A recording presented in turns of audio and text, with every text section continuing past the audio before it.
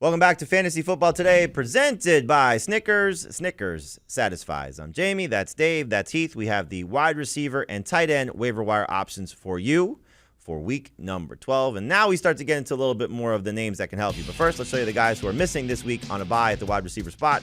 No Tyreek Hill, no DeAndre Hopkins. Hopefully he's healthy coming off of his bye week. Has missed some time with that hamstring injury. No Christian Kirk, no A.J. Green. And for what it's worth, no Mecole Hardman or Byron Pringle for the Chiefs. Now we get to the prize of this week's free agent class for fantasy managers, and that's Russell Gage.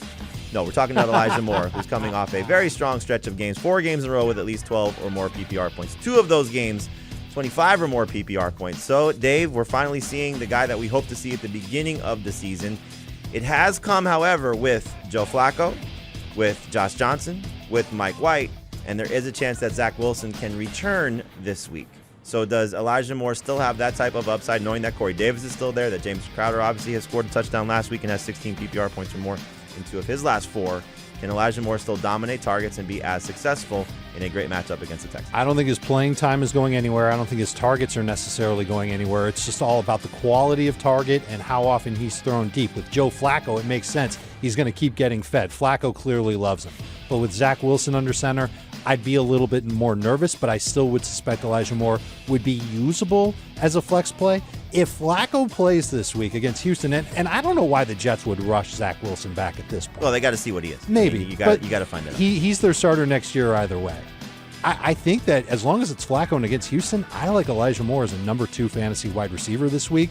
If I'm desperate for a wideout, I'm putting in the fab that I need to get him in the neighborhood of 15+%. And any interest in Crowder or just PPR leagues? Yes, because we know what he is. He's that short area target. I know that Flacco does like to push the ball deep, but when they were in the red zone last week, Crowder came up aces for him. Wouldn't be surprised if he had that opportunity again because it's the Texans. Heath, of the other guys on this list, Tony coming off the 12 targets. Van Jefferson, we know they're still trying to figure out what to do without Robert Woods. Tre'Quan Smith has been very active for the Saints the last couple of weeks. Cedric Wilson, big opportunity without the injured guys there of CeeDee Lamb and Amari Cooper. Who's your favorite guy next of this group?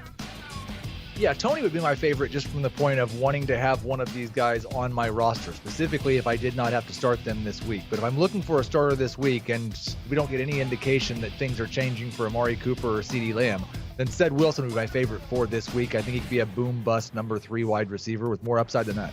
Had 7 targets in the game without Cooper, and then with Lamb getting hurt at halftime. Again, Tony had 12 targets in the Monday night loss against the Tampa Bay Buccaneers. Jefferson, 6 or more targets in 4 games in a row. Should have had a touchdown in their last game against San Francisco, but he dropped it. That was the first game without Robert Woods. And for Tre'Quan Smith, 15 targets in his last 2 games. Just keep in mind with Valdez-Scantling, who had a huge game in the loss against Minnesota. That was without Allen Lazard, and they have their bye coming up in Week 13, so you may only have a 1-week window to trust Valdez-Scantling in a tough matchup against the Los Angeles Rams.